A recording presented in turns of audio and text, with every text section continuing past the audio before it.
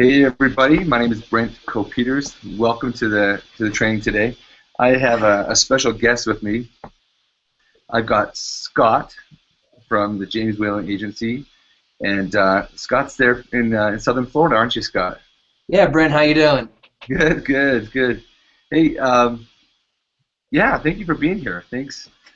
I didn't really give you a very good introduction. I should have got a little more information about that, but uh, I was able to hang out with Scott about 2 weeks ago in San Francisco and just had a really good visit with him.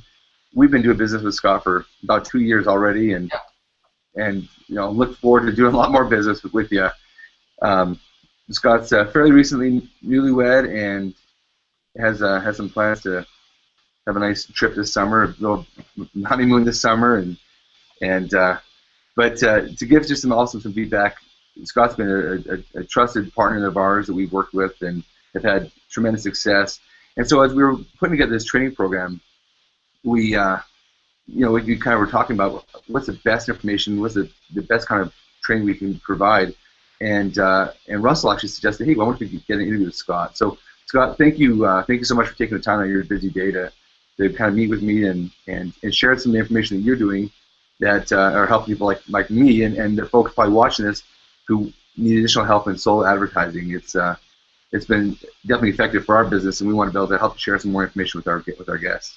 Yeah, absolutely. I mean, as far as the agency here, that's our primary focus is the direct response advertisers and the solo slash, I guess, dedicated emails has become such a valuable resource and medium for our clients. Because especially with the dedicated emails, you're reaching the most loyal individuals within a certain media property or outlet. They're the ones that have stood up, raised their hand, and said, "Yes, I want to receive your information in my inbox." And by doing so, they agreed to receive our third-party emails. And many clients have taken great advantage of that, for sure. That's awesome. So Scott, I'm just curious. So how long have you been kind of in this advertising space and to doing stuff like this? Well, myself, I've been in advertising for about 10 years, a little over 10 years. Back in 2003 is where I started. Kind of more of a radio background back then. And 4 years ago, I came over to the James R. Whalen Agency and was really introduced to more of the digital online space as far as the direct response driven campaigns. And really from there, we've really taken that to a whole new level with our clients. With direct response advertising, we're held to such accountability for the campaigns that we run that being that we are able to produce results, it's easy for our relationship with our clients to grow gradually or quite quickly depending on the offer that we're running. Yeah, that's the power of the direct response. Advertising is I love it, and I've told you about it. How we can essentially run an email, a dedicated email, and within a few hours for some of these mailings, we can know, if we're positive on that mailing so far, and and to see that response, it's fantastic. And for sure, with solo email sends, it is more of a risk-reward type of relationship with the publisher, where a digital online banner campaign, it will take you about 30 days, if not more, to receive the data you're looking for, let alone the revenue from the campaign, where, like you said, with a dedicated email, sometimes within 2 hours, if you've had a successful campaign.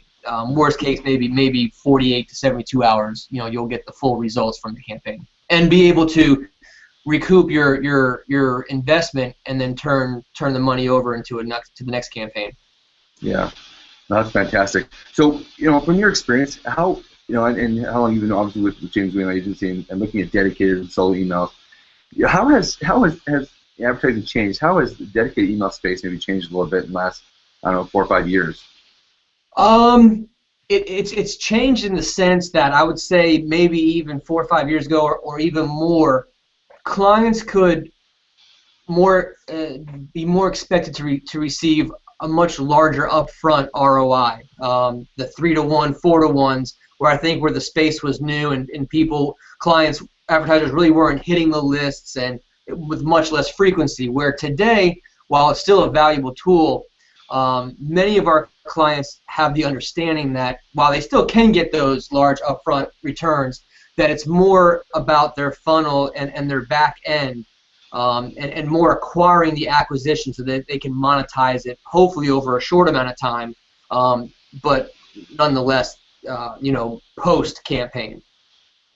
Okay, yeah, that funnel. We talked about, we teach a funnel system and having essentially your front end offer, some upsells and even downsells, and then the back end offer. The offer that we've done really well with you with our supplement offer. We had to tweak that. We had kind of a trial we started with initially, and we'd sell into continuity. And when we first initially tried nailing with that type of offer, it just took a long time to be able to recoup those costs for our advertising. And when we switched that model up a little bit, and we're selling multiple bottles of our supplement up front, we could see that return on that, and then very quickly pay for that ad, and then through our upsells and the additional things we sold our customers, generate additional revenue, which made it even more successful for us. Yeah, and that all comes, like you said, from your tests, from your starting back at your launch phase before you even buy any paid media, and then constantly be testing, which you guys have done very well, where you can utilize A/B splits, being able to test different copy to one email send if the publisher allows it. Not all of them do, but the ones that do, I always recommend that, especially because if you're in the testing phase, you're able to use a control that will probably make up for any inadequacies of the test, and if the test does well, then the overall campaign as a whole is gonna do even that much better. But that also allows you to scale up much quicker once you've honed it in, and you have a much more comfort level, because ultimately your return, your ROI, is based on the price you're paying for the campaign. And if you're able to have the comfortability in a certain media outlet, you can then do larger ad buys for better rates and then effectively be improving your ROI while still doing the same thing.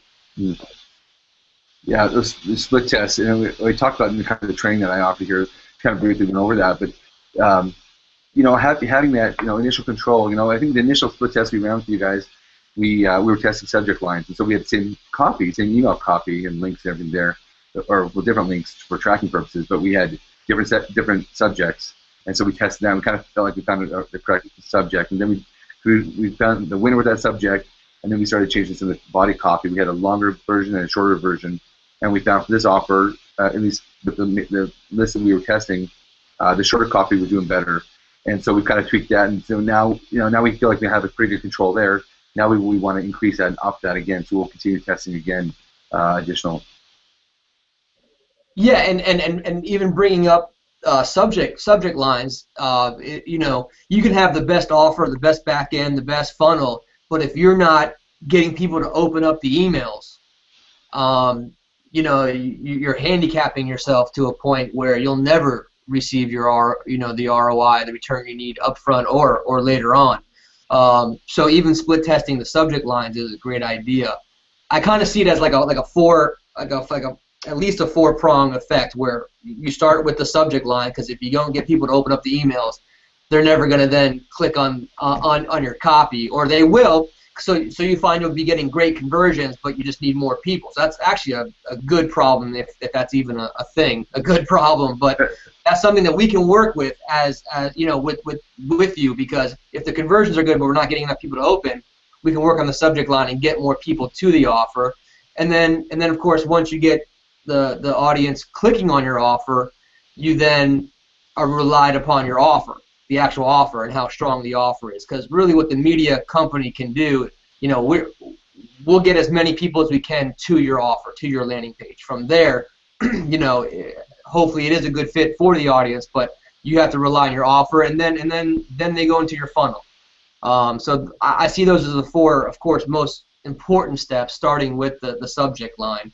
And of course picking media outlets that are in line with the individuals that would be purchasing your product. How many companies, publishers or publishing companies do you guys work with, just from J&J Whaley Agency?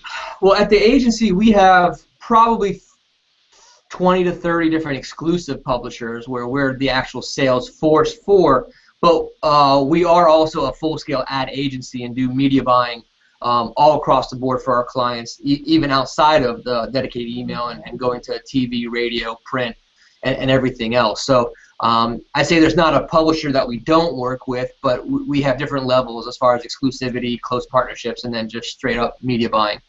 That's great. And you just recently tested, kind of a bigger, I guess, a publisher that that you guys didn't work with exclusively, but you guys were able to reach out there and get us a mailing, and actually we were able to get that really quickly. It just happened to work out that way. Yeah, that's exciting. And I think also you had actually sent me another property, and I just got you some dates for it, so I'll probably send it over to you a little bit. But yeah, that's what we can do. And what I told you, like I tell most of our clients, when we're going outside of our exclusives and just doing media buying, I'd say 99% of the time we'll probably get you a better rate, if not the same rate as if you were to call yourself. So our goal is just to take a lot of the workload off of your day-to-day so that you can work on what's most important for your company, and that's once we get you the individuals to your offer, that you're converting them and keeping them over time. So it kind of separates the workload for you. So can you kind of share, just briefly, how does the payment work? How does, in terms of your guys' commission? Is that obviously? Whatever you can share, just a little bit, just so people have an understanding of what they're paying for, and maybe how that breaks up, just basically. Yeah. Again, with our exclusive properties, we are the publisher, so there's no type of commission type of process. If we're going outside of the exclusives, the media property, we're acting on behalf as an agency for you, so there are agency commissions built in on the publisher side. So there's really no extra costs to a client of ours that utilizes us to do media buying. If there are additional costs, it could be for creatives and stuff like that don't necessarily have to do with the actual media placement. That's cool. It's kind of like travel agents, for example. I think before I really kind of understood what travel agents did, I kept thinking, I'm not going to use a travel agency because it's going to cost more than what I can just do myself potentially. And I'm getting to find out that typically travel agents, they get a commission, they get something off from the actual companies, that the airlines or whatever it is. And it's funny you say that, because you just mentioned that I have my honeymoon coming up in July, and we used a travel agent, and it's the first time I'd used it. And being a sales guy, the first thing I said was, is this going to cost me more money if I go through you? And it was just like you said, and it's pretty much the same way that our agency works, and I think most agencies do as well. Cool. Yeah, I can put you on the spot with that question, but from what I've seen out there, you go back to what we do best as people who have the products, we're trying to advertise and market that. There's a certain amount of time that we can spend in this advertising space, and it takes a lot just to make sure we got email links to you and coffee for the offers we're running. And before I found out you guys offered full agency services, I'd go look out there and try to contact websites, because I do talk about how you can look up advertising on websites, and you find there's links on there, and for people who want to start that way, that's fine, that's great. But once I kind of thought that you guys can handle a lot of that stuff, a lot of time. Yeah, a lot of time those publishers take so long to get back to you, where we're most likely already doing business with them and could even have preferred rates and get the process done much quicker. And the way I look at it is, if it's not costing you more money to do it, yeah. We have a full support staff here. When you work with the agency, it's not just me as your salesperson. We have a whole team of sales coordinators and media buyers and traffickers, as well as accounting and everything else that support the sales team, which makes it really nice for us, because I'm able to then talk with my client, or you, Brett, about bigger and better ideas, opposed to worrying about the stuff that we've already put in place. Yeah, and I can seriously vouch for that. That is nice. It's a full agency. It's costing not having to do every part of the sales transaction, collection or payment, that kind of stuff. They've got a great. Well, when Jim started the company, it was like that. When it was just him in his garage, working by himself, he did that. But that's kind of his vision, was to create. I'll use the word empire. We're not quite there yet, but where it could be a company based on providing our clients the return they need, while taking as much off of their plate at the same time. Cool. That's awesome. What do you, in your opinion, what do you think is the most important, if there is one important component or a couple of components to solo or dedicated emails? To narrow it down to just one is tough. But what I see a lot of times is a new advertiser will run a campaign with us or with somebody else, and it doesn't work, and they abandon the concept right away. I think that, again, if you can do as much split testing within that, there's always a silver lining somewhere in there, something you can learn from. By getting that data, you've got to be able to learn from it. And not that the loss as far as revenue is great, but if you can use that to turn it around so much more effectively. And I'll use a banner campaign as a for instance, where if we're running an ad on, say, WND.com with 300 by 250, and it's a new client, I want to run as many different creatives as possible, 8 to 10 different ones if they have it, because even if after the week or the month they spent $5,000 on the campaign and it came back $3,000 total revenue and they had a $2,000 loss, if you can look into those creatives, and even if it's just 3 of the creatives within those 10 were positive, if you were to scale just those 3 up, you'd have a positive overall campaign. So again, it's learning about what you've just done and not being so quick to abandon it.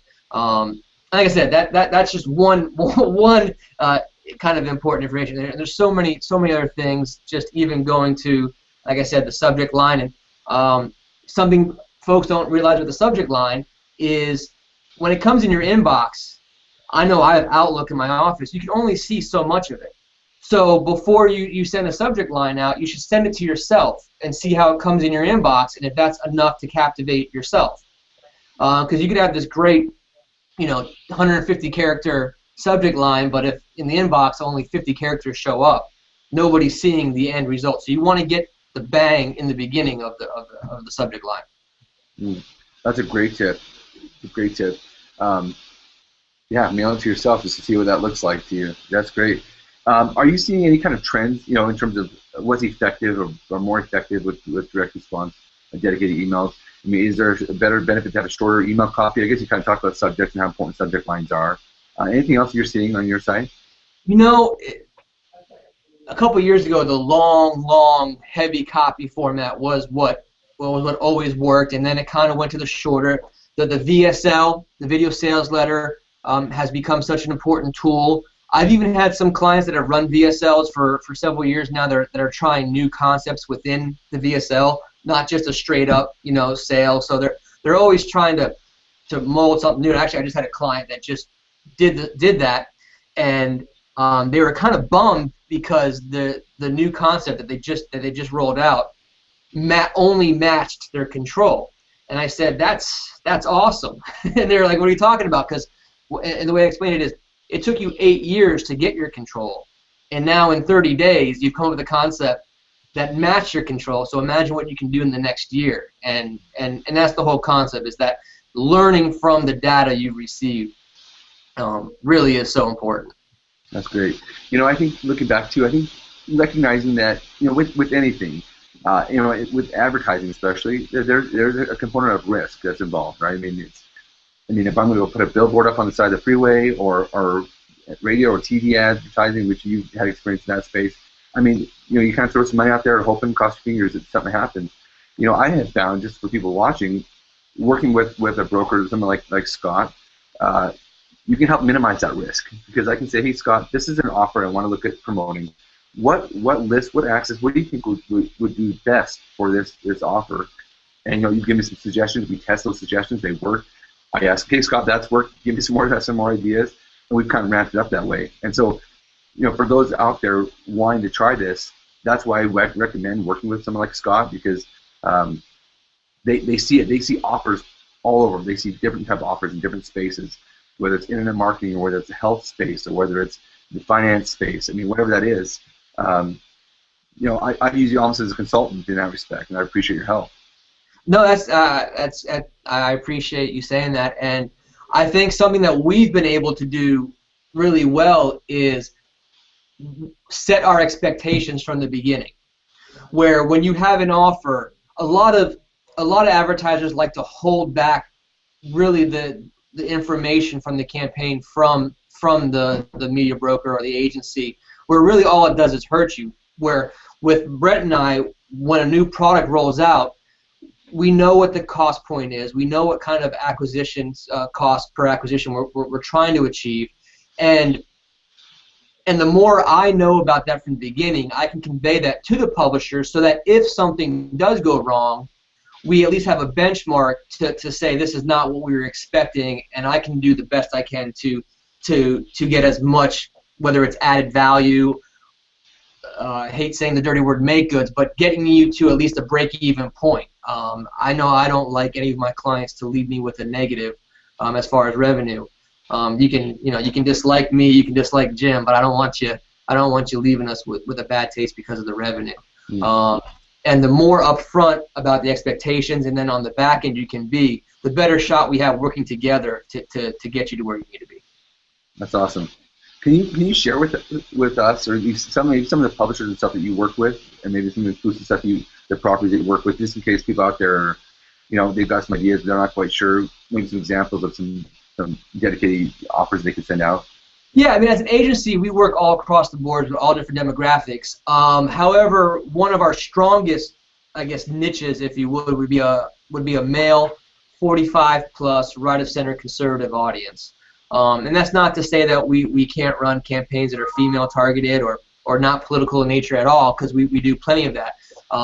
Just most of our exclusive properties tend to be in that niche, such as WorldNetDaily.com, sites like Michael Savage, Independent Living News, GOP USA, Conservative Contacts, TeaParty.org.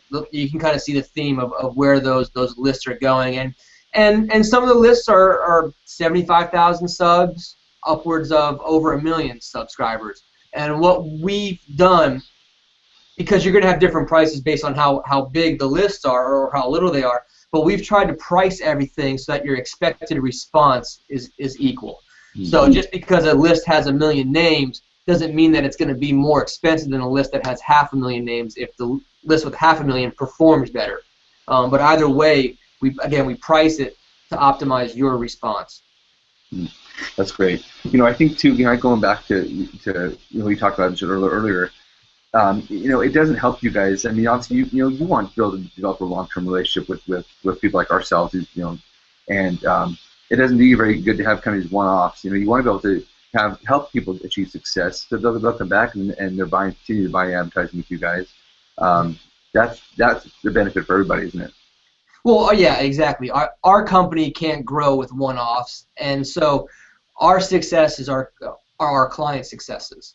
We can only grow with their growth. So to have one-offs, although it does happen, sometimes the offer's not ready to be put to mass market, or tweaks need to be made, or whatever the case may be. But ultimately, it does us as an agency no good to have a short-minded focus. It's more the long term, and not just getting the first deal, but getting the next, like with us so far, the next 2 years worth of deals. And even with us, it was it was a slower process. We did a lot of testing. Not everybody can scale up to $1 million budgets within the first 6 months or the year. So some can. It's just all different, and kind of just growing the relationship as the foundation opposed to the revenue, because then we can really work together to achieve both our goals. That's awesome. So maybe you can just, some tips, someone starting out right now, what would be, if they feel like they have an offer put together, what would be the next step of what they could do to start using some of your services? Well, yeah, definitely. I mean, if someone were to call me with an offer that's ready to go again to some testing outside their market once they've done their internal launch, the first thing I would do is of course ask to see the offer. I don't like giving recommendations uneducated on what they're who they're trying to reach. I could have the best list in the world, but it's not the best list for the offer. So that's the first step. And for us, our sales cycle isn't like the oil and gas industry, where it's I call you up and I call you up today and you got the best offer and you got to act today.